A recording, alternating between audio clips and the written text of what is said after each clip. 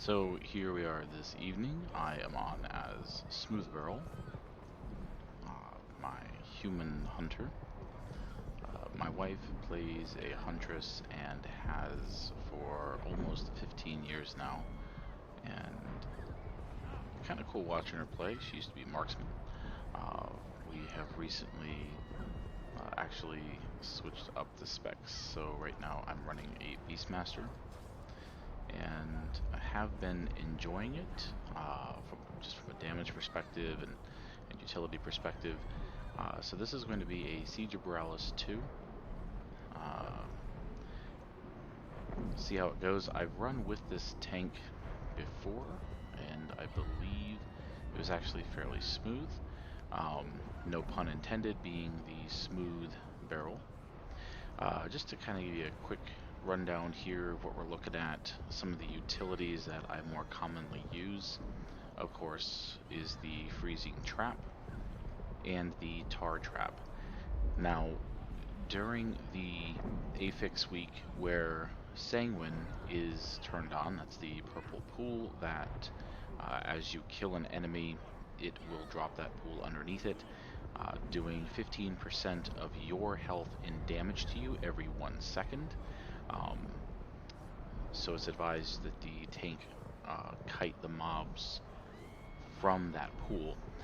Uh, with that said, just recommended don't use the tar trap if you do run into large groups, only because you're going to slow them down, and if something is dead in front of them with the pool, it will actually heal the enemy and just create a little bit of griefing. The same could be said with frost mages.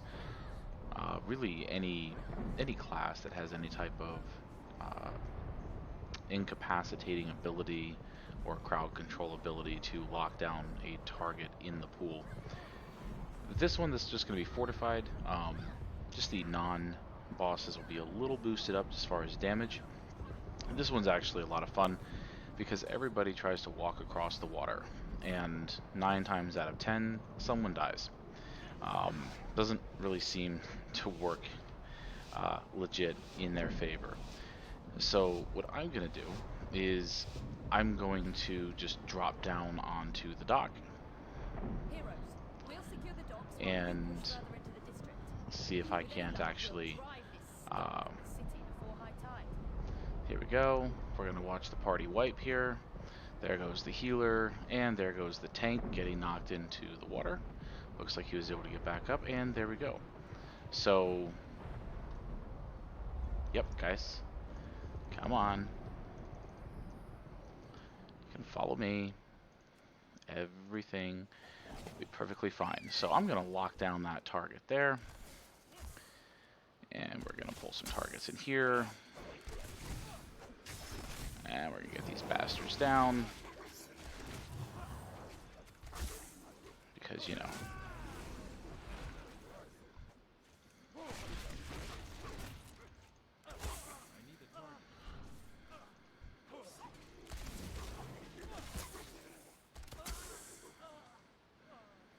Just like that. That guy is obviously going to have to come in to us later on. Only because I'm not capable of taking that guy down. I'm going to let him know Ad will be coming in from the rear when trap expires. So, yeah, just jump on the dock. It's not hard. Jump on the dock, roam around, save yourself a repair bill, save yourself a wipe, save yourself several deaths. Always, of course, make sure you try to keep your misdirection up on the tank. Because I don't see that guy coming just yet. So maybe we got lucky. But that just kind of gives you a little bit of an idea of how the hunter utility can really come in handy here. So, alright. He's just going to go for the big pull. No worries. Like I said, it is only a 2. We are going to do what's called a disengage. And we're going to move out of the way of that. And we're going to self-heal.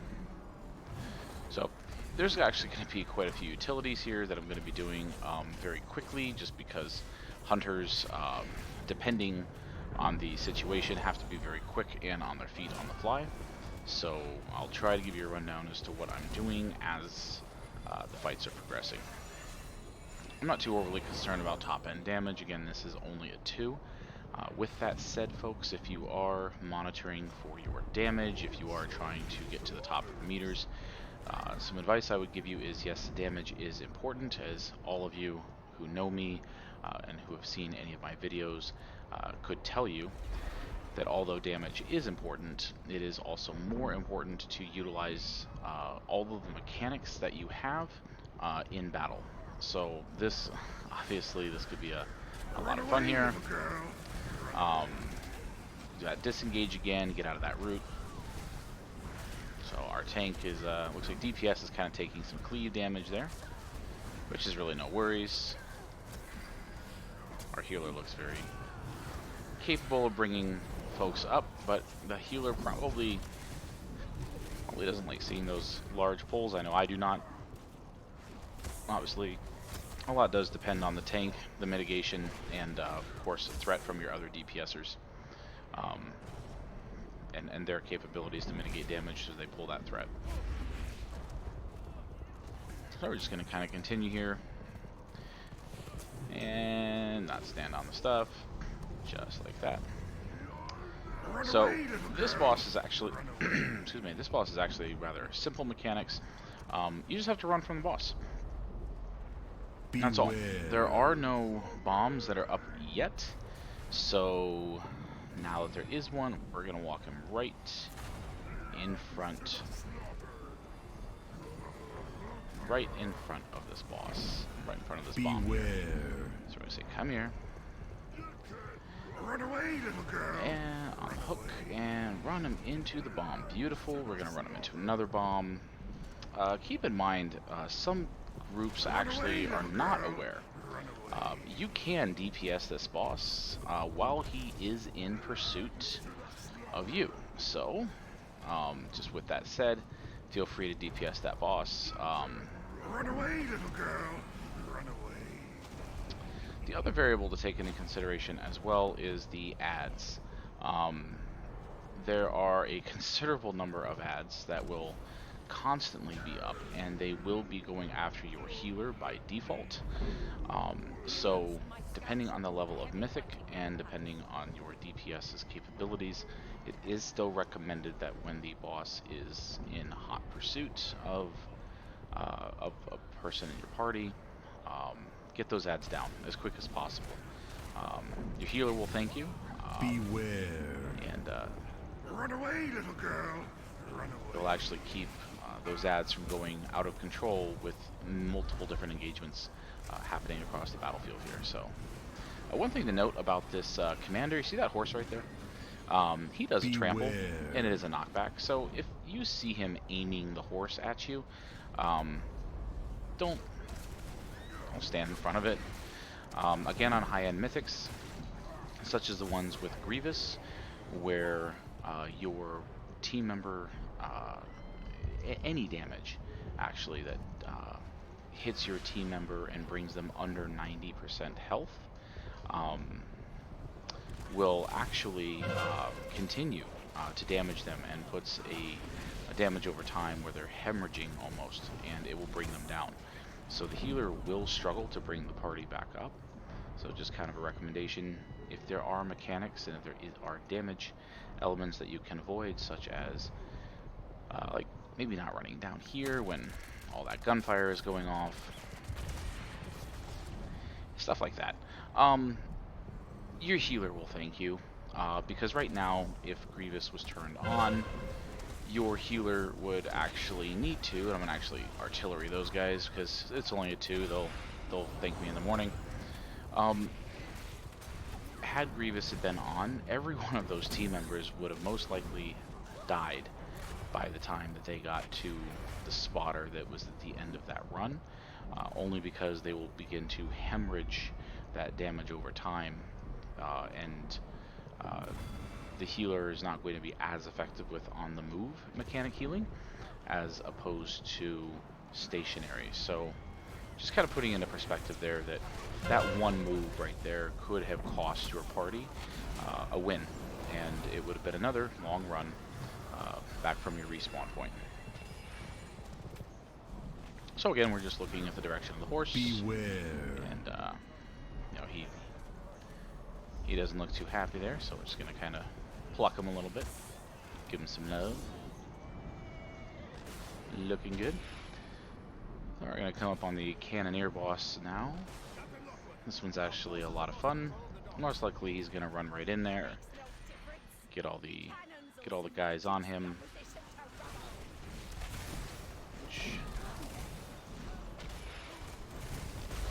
Most likely we may be a little overpowered for the run, but still keeping in mind that should something go horribly wrong, that would actually cause a significant amount of grief for the party.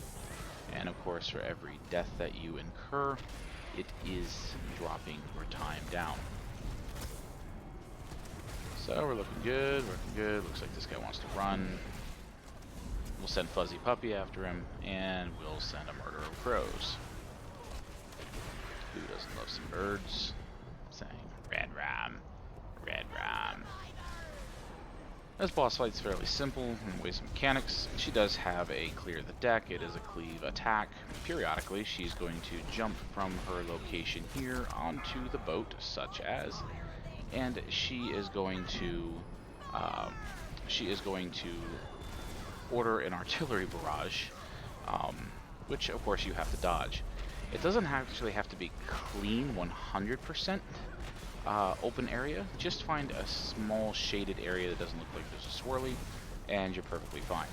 So the objective here is to get that Cannoneer down as fast as possible. Once the Cannoneer is down, you're going to want to pick up his cannon, and then you're going to want to blast that cannon. Then you're going to want to blast that cannon in the direction of the boss, which in turn will have her jump back over and get all pissed off at you, and rinse and repeat.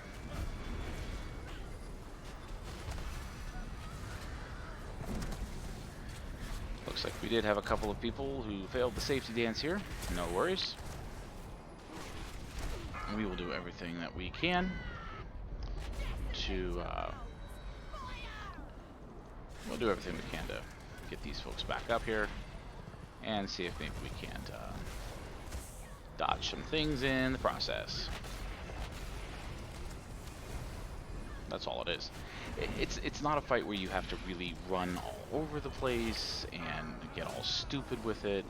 No, you just look for a shaded area and just get out of it. You know it's coming because obviously someone didn't pick up the cannon. That was lovely. Also keeping in mind too, it's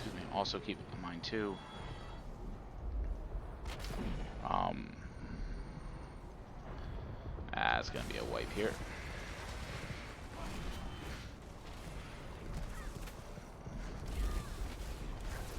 Where? Ah, there she is. Okay, so now she's gonna do her clear the deck. We're gonna send the Murder of Crows. Target needs to be in front of me, sure. A little bit of a tickle in my throat this evening.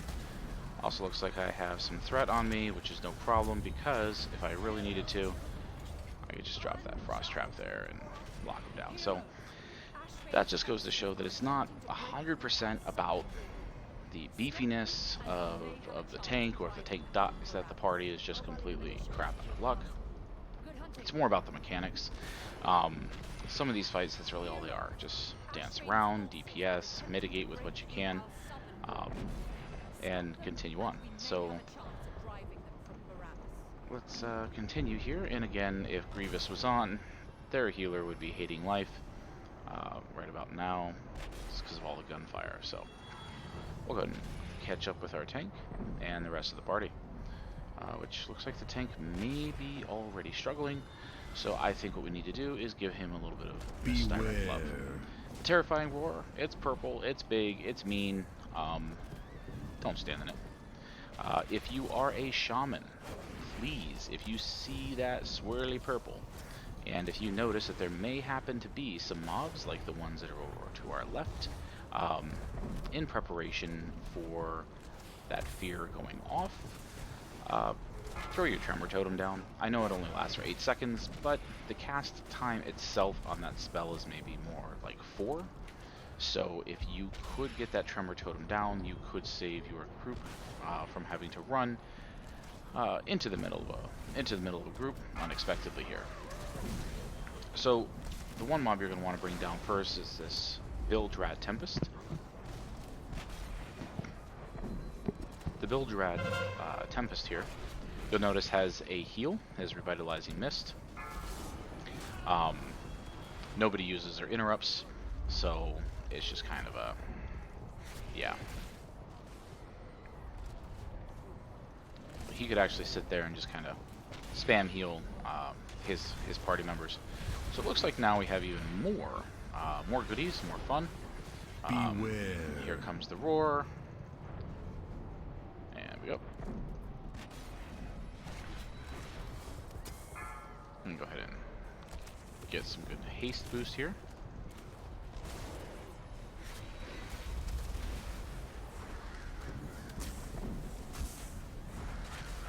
I think the rogue actually just tried to shroud. Don't think he actually understood how that worked. There we go.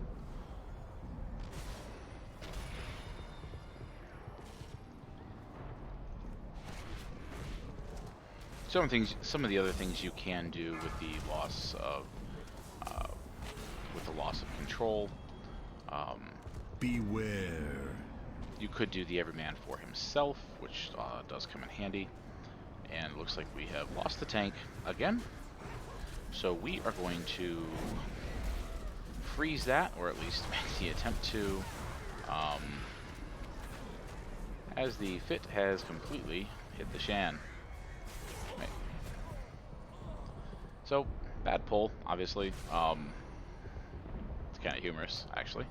So I'm almost expecting somebody to do the rage quit here and just burn the key, because they're just having too many complications.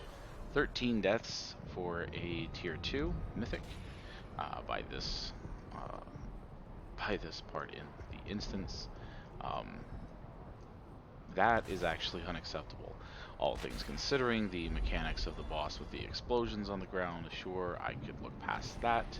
However, as you've noticed, the majority of these fights have actually been completely avoidable and unnecessary. The levels of grief that they've called. So let's go ahead and revive our pet here. And Fuzzy Puppy, you are the one that makes mythics so much fun. Alright, get that big guy going down. Here we go. Beware. Looking good. Don't stand in the purple. And we have a winner, ladies and gentlemen. So at this point, that Bildrad Tempest is going to be your biggest threat. Not necessarily because of his water blast, but more so because of his revitalizing water. That. And we'll get up and get that snipe. There we go. That was beautiful. Do a little bit of Azurite Love, a little bit of Pepper, and the Banana Rampage is amazing. Just makes you want to spank that monkey. There we go. Alright, spank him good. Alright, monkey is down. There we go. Depending on what you're looking for, numbers, you can actually get the group in the cafe there, have a cup of coffee, and enjoy the scenery. The tactic here, by the way, for the snipers and for that spotter, if you have a well-coordinated team, you could actually take your sighted artillery and you could have it aim on top of the baddies just like so, which is amazing. But yes, again, this goes back to you may want to communicate with your team members that, hey, I'm going to have you sighted for artillery. You may want to move out of the swirly circle. This pull up and coming, depending on the affixes and the team's capabilities, a popular pull is to have everybody wait down in the alleyway while somebody goes and says something horrible about the boss's mother or pet hamster. And engaging the boss pulling the boss to the alleyway will reset the boss, but it will pull every one of these trash mobs out of there. Low-end mythics, it's easy enough to do, depending on the affixes. But again, since this is only a 2, it's not really much to worry about.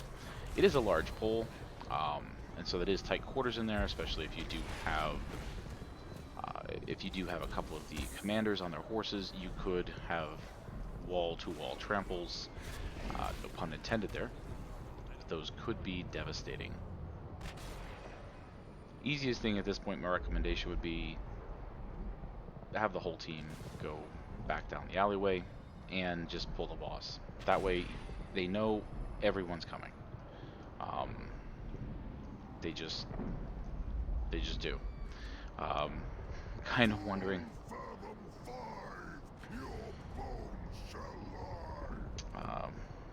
Kind of wondering if he totally just did engage the boss. So we're trapped in here. That's beautiful. Looks like actually we do have. I'm gonna try to break some line of sight, just like so, and yeah, let's see if we can't get that commander down. Beware. Fuzzy puppy. And maybe just do a feign death and say, nope, I value my repair bill, so your stupidity is not on my tab. Got to move around so we don't pull him. So, folks, it's a silly thing. It's real simple. You could either have a stealth rogue, really any class, just kind of go in there, mount it or other, aggro one of those groups, come out here and just LOS them around one of these points, or depending on the mythic and the affixes associated with it, all you need to do is just piss off the boss, run here, and the boss will reset right about to this position. And then you should have all of the mobs here, where if you're a paladin tank such as myself, you're just laying down consecrate, and you're good, ultimately. All the mobs will come out, you'll beat them down, and then you have some clear real estate, as opposed to spending 20 minutes trying to single target and individually clear this mess out. Pulling any of these mobs in here with the boss is not a recommended strategy. But again, these videos are designed to show you the different mechanics from the different group makeups, different strategies, different playstyles, as I do respect everybody's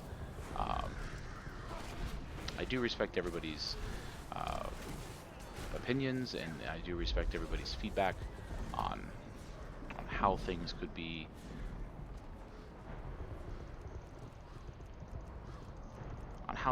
better controlled. Beware. So what we're gonna do is we're gonna try not to pull that boss. I'm genuinely a little concerned that here we are trying to do this.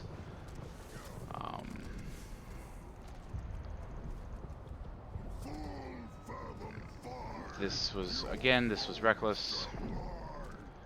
It's not how this fight should be going down.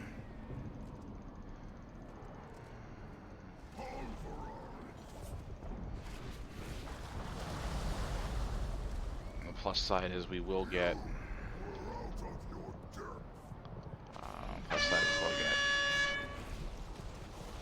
I'll probably end up dying on this, but that's perfectly fine. We'll just feign death it and eat the death. So I'm going to ask him. We can engage the boss, bring back to alleyway, and let him reset. It will bring all mobs to us.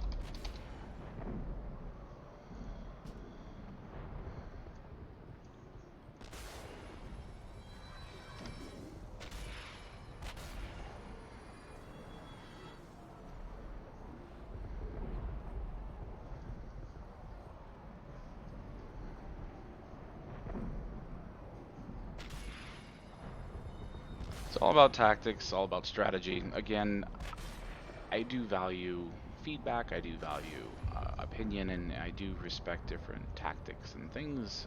However, if the tactic, uh, so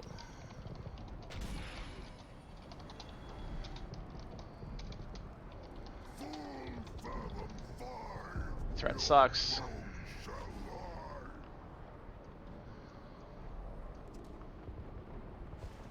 Or that works too, I guess. Let's res the puppy. There we go. Beware. He's not dead. Okay, there we go. And we are back off to the races, ladies and gentlemen. Mend up the puppy. The fuzzy puppy. There we go, looking good, looking good, looking good.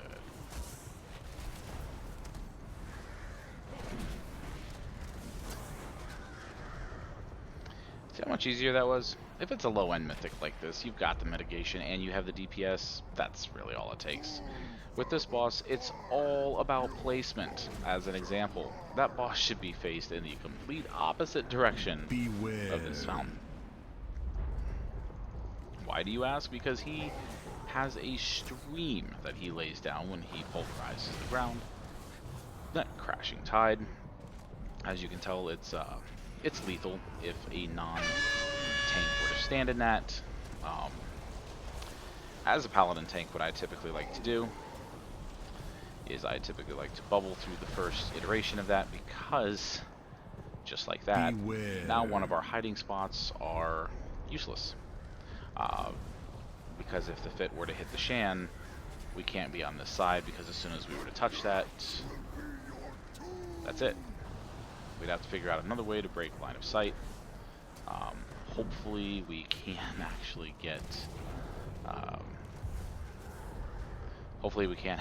this guy down before he does his second bit of the tidal surge.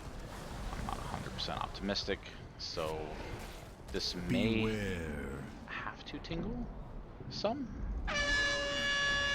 which is fine, because there we go. Also, this is where everybody mounts up and starts spamming the gate, and the reason why is because there's going to be a whole bunch of ads that are going to be coming out of this gate. And if you're kind of dilly-dallying around back here, watching TV, getting a snack, whatever, and you're not mounted and you're not going through the gate, you will engage these ads, and you will bring them with you all the way down. So I know better. There we go. So the trick with this fight is that everybody should be actually DPSing down one of these tentacles here, just to keep from the slams and the additional crap that your team has to deal with. By which all DPS should be switching over to the Gripping Terror. And because there's another Demolishing Terror that is up, you should be bringing that Terror down. You should have no tentacles that are up and going.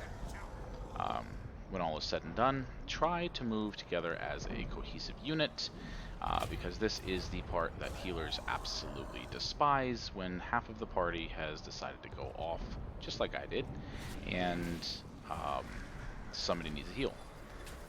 So here comes the slam. At least he knocked me out of the way. So we're going to get this down. By the way, there is an achievement to kick the fish into the water. I have yet to get that. We'll probably have to do that on my guild's time and not on this person's 2 keys time here. So let's get this thing down, and let's get that engineer.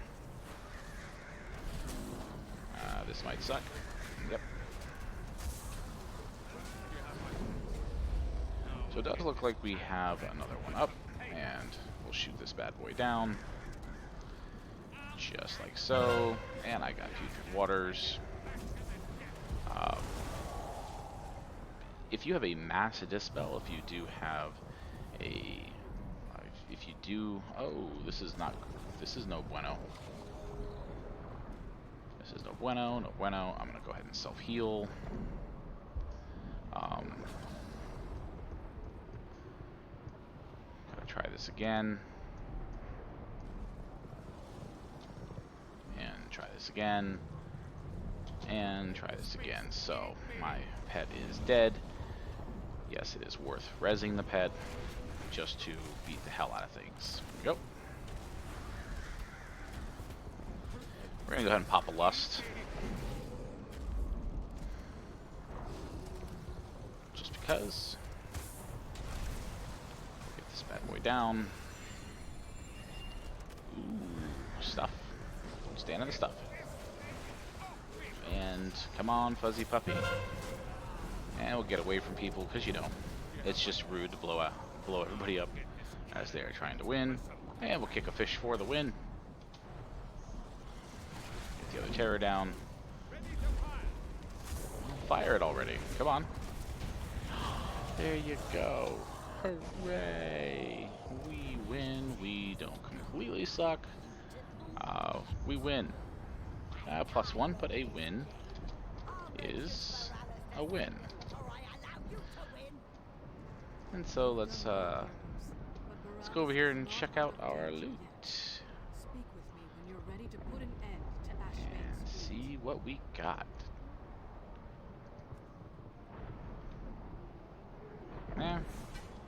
Lateral. I get it.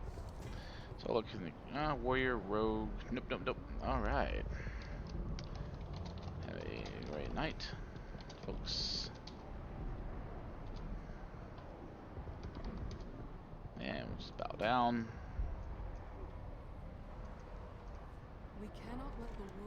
And I'm gonna say I'm ready to leave.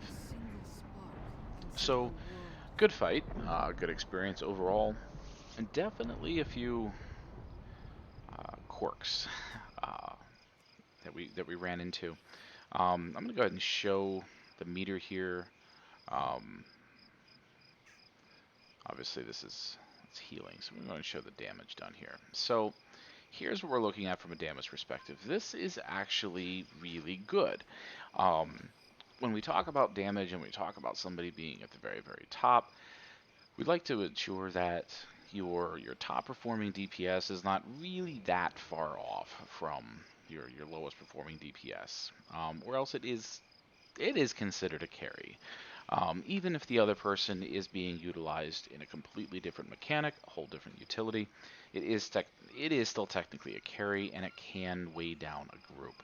So it kind of goes back to the old saying of everyone's got to pull their weight. So what we're looking at here with this group is we're looking at Rod Rain here. And Rod Rain being looking like he was a Fury Warrior. Maybe perhaps not. I'm not as familiar with the Warriors as much, but anyway, he was a Warrior. And he did a respectable averaging, 14.4k DPS. And topped off just over 19 million damage. Mine came in roughly 13.3 with 17, almost 18 million, and then Venri, a respectable 15.8. These numbers are actually really in line. I'm not really concerned about the K, only because, as we have discussed before, if combat starts and combat goes for the duration of 5 minutes before combat is broken, but you are only actively engaged in damaging for 2 minutes of that, you still have 3 minutes of unaccounted for combat. Your meter starts ticking down, saying that you did start out with 30, 40, 50k DPS, but because you're not DPSing currently now, we're having to take that 1.4 or 1.5 million points of damage that you've done over the course of 1 minute to 2 minutes. Now we have to divide that over 5 minutes. And what does that equation tell us? So when I say a carry, if we were to look at these numbers and say that Rod had, that was 19.2, my having my 17.7, and Venri having 3. That's a huge shift, folks. And no amount of utility, no amount of, well, I was doing interrupts, I was doing crowd control, no amount accounts for that. So unless that person genuinely was on auto attack, he's not going to be as effective in that. Looking at the spec here, because a lot of those were group pulls, it does look like he is an assassin rogue. Perhaps assassin here. I definitely know he's not outlaw because I play an outlaw rogue. And this is where his spec into the rogue class weakened him. Um, Outlaw is incredible for the cleave and the consistent burst damage um, for a multi-target. So had he been Outlaw, I genuinely see him being uh, right up here, just, um, if not even surpassing that Warrior. But let's get into the meat and potatoes of the fight. Go and take a look at the healing here. We can see that Scrims does look like he was using Ignore Pain quite a bit. That damage mitigation is incredible. Healers love that stuff. So it doesn't actually really look like our Paladin healer was struggling too much. Granted, it was only a Mythic 2. I've been through Mythic 10s where the end result shows uh, DPS mitigation in the 30s and 40 millions, and the priest and or druid healer, as an example, were up in the 80 to 100 million. So let's take a look at some of the other mechanics that do matter. Interrupts. So there were a lot of mobs in there that were casting. Blackish bolts, as an example, or the water spray. Uh, I would actually say that it was almost probably 3/4 of our polls did have some level of casting, or at a minimum half, to say. Um, well, I know that there were more than 4 instances, or 4 instances where those could have been interrupted. When I fire my interrupts, I look for specific spells. I look for, similar in King's Rest, where that Deathly Chill that's in the Serpent Room, it casts so fast, there's no way you can keep up with it. But the one spell you do want to interrupt is the Shadow Bolt Volley, because it's going to hit everyone. But when we look at some of these, as the tank himself, let me just make sure we're looking at overall data and not current segment. And we are looking at overall. The tank himself only ever interrupted once. Now, what does that mean? It means that it may not be a part of his rotation. It could just be one of those 1, 2, 3 button mashers, or any other number of variables here. But overall, what it means to a healer and what it means to a group trying to advance progression is the tank was lazy. The tank is not doing a part of his mechanic and a part of his role to keep himself up to minimize damage that he is bringing in. Obviously, him pulling an entire room full of guys and monkeys and big dudes, no amount of interrupt is going to help him in staying alive, but it does actually ease the burden when something is in fact shooting at him. Now, I can tell you that as a tank, it is very difficult to monitor multiple targets that are on you and their casting, so that is also why the tank needs to designate the biggest threat to the party is Skull, the second biggest threat is X, or whatever format you decide to use, but the point being, the tank needs to designate who the largest threat is. And you could tell in several of those polls, it was a very nonchalant, I'm just going to grab everybody, keep all the threat that I can, DPS should be able to burn it all down. But interrupts, don't worry about it, because my healer will just do what healers do best, which is keep me alive. But it also says something for DPS. It really points out a problem that I see consistently in WoW. When my wife is healing and I'm tanking, there's nobody using their interrupts. Whether it be a Blood Bolt, whether it be a curse that is being cast, or a totem about to be summoned, um, nobody uses the interrupts. For that matter, a healing totem goes down in King's Rest, no one switches to the healing totem. It's stay on the target, and burst, burst, burst, rotate, rotate, rotate, climb the meters, not understanding that that healing totem that's on the ground behind them is keeping them well above the 75% health, and is healing them for more damage than you're doing, or for that matter, that spell that is charging up from one of those worms in Underrot that we all know and love. Those bolts not only will do a significant amount of damage to your entire team, but they will also curse every member of your team for roughly 20 seconds. Um, and again, you're relying on somebody stopping their rotation and decursing. So We look for the interrupts. We look at the healing that was done, if there were classes in there that were capable of healing but were not throwing off heals. I'm personally not saying that if you're a Retribution Paladin, as an example, that you are responsible for off healing the group if they're standing in fire. But common sense, right? If you see your healer is taking a beating, first try to get the threat off of your healer, and second, bring your healer back up. Your healer already has to contend with, and I'm going to give you an example here. This is healing in World of Warcraft now, where they're on the move, they're on the move, they're on the move. Like, okay, well, I have to go here. Nope, gotta go here, gotta go here, gotta go here, gotta go here. Oh, nope. A healer is not able to stand still. And just when the healer thinks, okay, I can stand here and I can cast this level. Oh, nope, gotta move again. Okay, oh crap, okay. Just when I think I can cast this big heal. Nope, oh, gotta move again. And the last time is just when I think I guess, nope, I gotta move again. And what happened? Dude, Peter over there from DPS just pulled another group. Yeah, but I gotta make the top of the damage charts, man. Watch this, watch. And your healer's gonna sit back and be like, doing something like this. See ya. And I and watch you die. I will say this real quick. If you're a healer, I'm sure you would love nothing more than to have this. Because that way, if somebody is stupid, that's on them. You don't have to worry about it. But because Blizzard hates healers, and knowing that everything AoE seems to target you, you would feign death yourself into a pool of acid, goop, whatnot, and you would die anyway. So,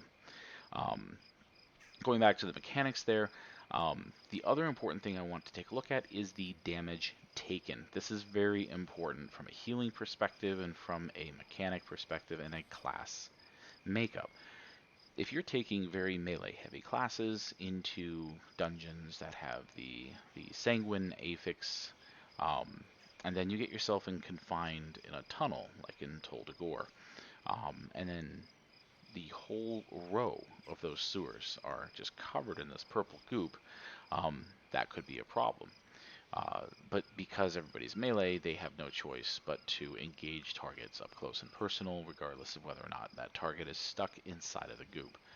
So what we're going to take a look at here is we see that Scrims, obviously he's the tank, he should be taking the most amount of damage. Rod Rain, he's melee, I get it. Venri, melee, I get it. The healer obviously has threat, so that's a gimme. And then this guy down here that apparently he seemingly knew how to do the safety dance a little better than others, still took damage. But just to kind of put into perspective, the healer if I'm only taking 2k damage per second, and the healer is capable of healing 20 to 30k per second, your average HOTS at 10 to 15 would easily be able to keep most of these folks up. However, you'll notice that most of them stood in the explosions of things, probably looked up at the last second and saw a cannonball coming in or a large monster butt sitting on their face.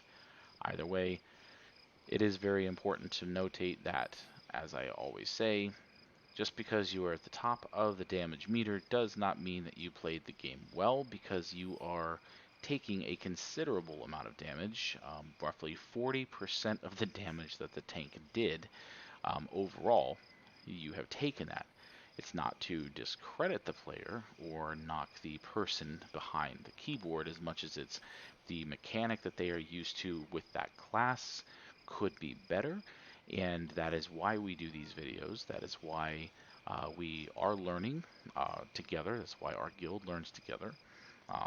Although I may be experienced in many different elements within the game and many mechanics behind it, I am not the world's most leading expert.